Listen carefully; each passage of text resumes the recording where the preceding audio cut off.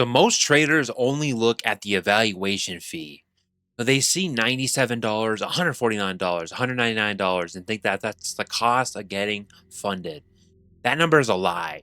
The real cost of failing prop firm accounts in 2026 is much higher, and most people never calculate it until they've already spent thousands and months of their life. So today I'm going to break down and the true cost of failing, the money, the time, the mental damage, and the quiet way it keeps people stuck in a cycle they don't even realize they're in. So if you've ever reset an account, failed a challenge, or paid for another evaluation thinking, this time will be different. This video is for you. So let's start with the money because that's the easiest part to see. So every time you fail an evaluation, you don't just lose the fee.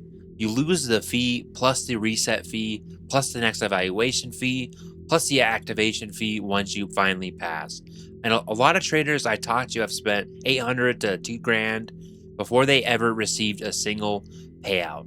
So some have spent more than that and still haven't gotten paid. So in the worst part, most of them, still believe the next account is going to be the one. That's the financial cost. But the time cost is even more expensive. Every failed evaluation is usually 2 to 6 weeks of focused trading. So that's early mornings, that's mental energy, that's emotional bandwidth. So when you fail, that time doesn't come back. You can't refund the mornings you spent staring at the 1 minute chart trying to force a setup that wasn't there. You can't get back the days you sat in drawdown hoping it would reverse. Time is the one resource you never get to reset. So then there's the mental cost, and this is the one almost nobody talks about, honestly. So failing repeatedly does something to your confidence. You start second guessing every decision.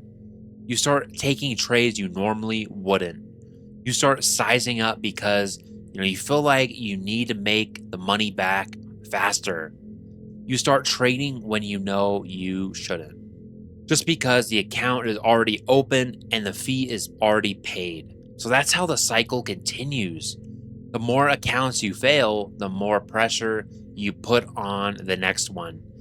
And the more pressure you put on the next one, the more likely you are to force trades and fail again. It's a quiet trap. And I've watched a lot of traders go through this. They don't blow up because, they have a bad strategy. They blow up because the weight of previous failures starts affecting how they trade the current account. So that's the real cost. It's not just money. It's the slow erosion of discipline and confidence that happens when you keep restarting. So what actually separates the traders who eventually get paid from the ones who keep failing? So it's not that they found a magic strategy. It's that they stopped treating every evaluation like a lottery ticket. So they started treating it like a process that has to be protected. So they became, extremely selective. They accepted that some days simply don't offer anything. They stopped trying to make the account, work and started waiting for the market to give them what they needed. So that shift sounds simple, right? It's not. It's usually only happens after enough pain. So after enough failed accounts, after enough money and time has been spent, that the trader finally gets serious about protecting the standard instead of chasing the target. So if you're already currently in that cycle or you've been in it before, I want you to hear this clearly. The goal is not to pass as many evaluations as possible. The goal is to pass one clearly and then keep the account alive long enough to get paid multiple times. That's a completely different mindset. So one is focused on getting funded, the other is focused on staying funded. So most people never make that switch. And that's why so many traders have multiple failed accounts and zero payouts. So quick question for you before we wrap up. How many evaluations have you paid for in the last 12 months? And how many actual payouts have you received? So drop the numbers in the comments if you want. I'm genuinely, curious what the average looks like right now.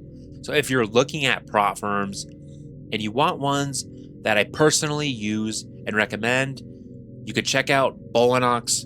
They just made some major updates. So use code UP if you want the current discount that has been extended. And Top One Futures is another clean option I currently have accounts with. So code UPT will get you the best available discount. So links to both are in the description. Trade clean.